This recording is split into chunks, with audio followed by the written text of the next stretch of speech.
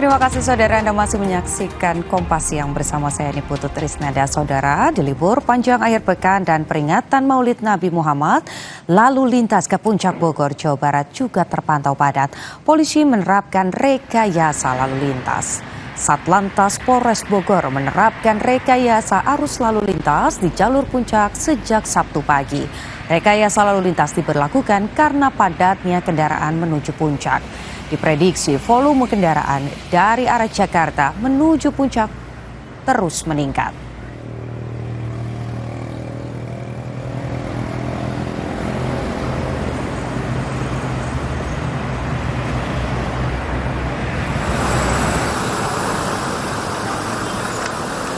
Selengkapnya ada rekan kami Niko Anggriawan di kawasan Puncak Bogor, Jawa Barat. Selamat siang Niko. Niko? Ya, selamat siang Putu dan juga saudara. Ya, Niko, ya, Anda sudah menjaga kawasan Gadok dari pagi hari tadi. Apa saja yang dilakukan polisi untuk memperlancar arus lalu lintas menuju puncak?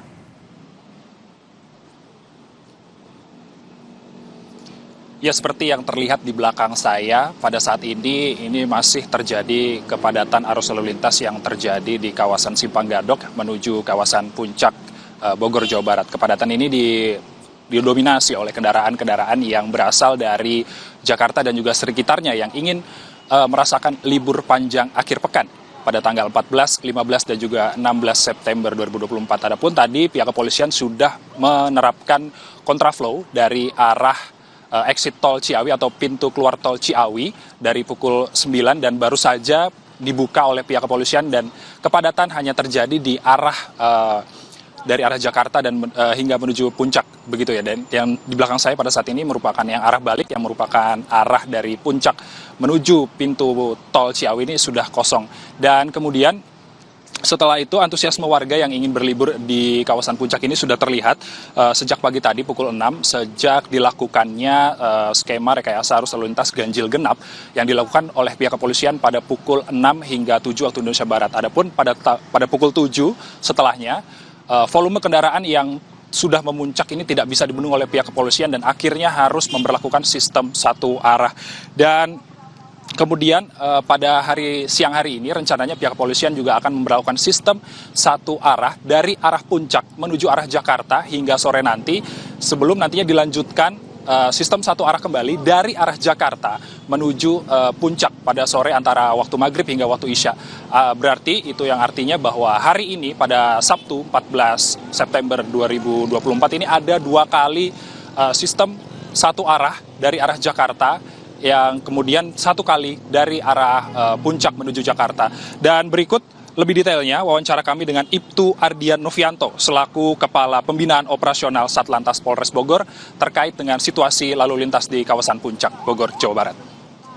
Saat ini kami sedang melaksanakan rekayasa one way dari Jakarta menuju puncak atau one way ke atas.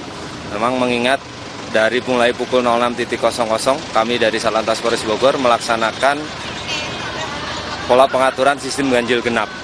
Peningkatan volume arus kendaraan dari seputar Jakarta dan sekitarnya yang akan menuju kawasan wisata puncak cukup tinggi.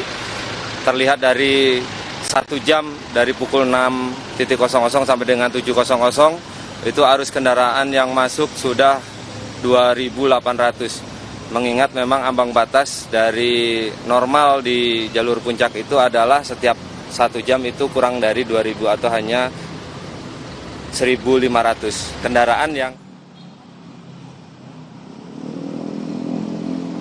Ya, Putu. Lantas bagaimana nanti Niko dengan strategi ataupun juga pengaturan lalu lintas saat arus balik, mengingat jumlahnya juga pasti sangat padat ketika nanti kendaraan-kendaraan kembali dari Puncak Bogor menuju ke arah Jakarta?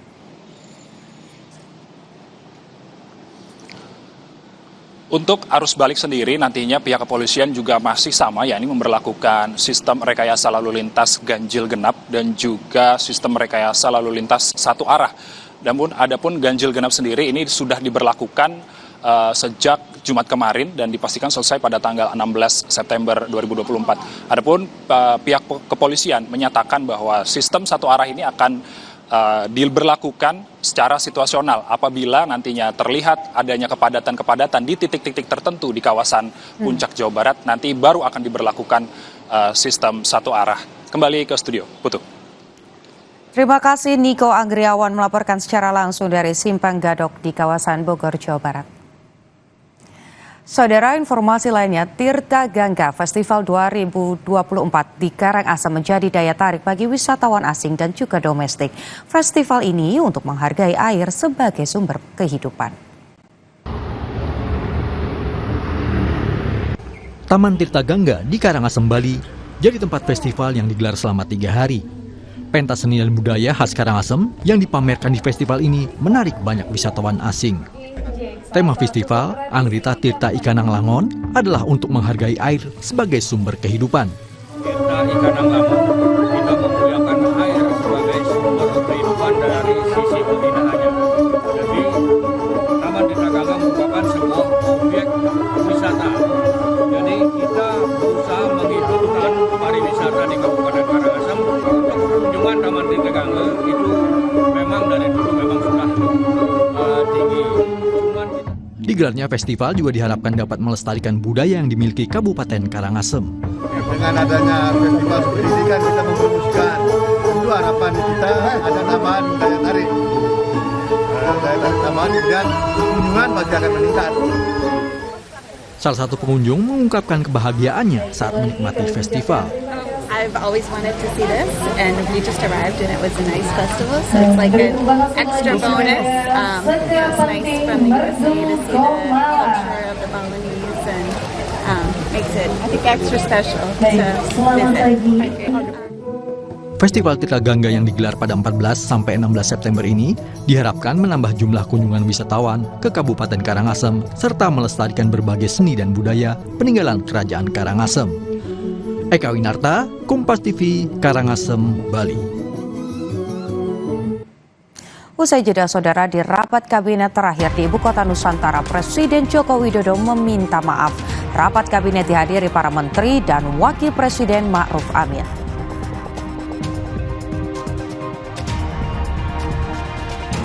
Kabinet Prabowo Gibran segera rampung sebelum pelantikan pada 20 Oktober.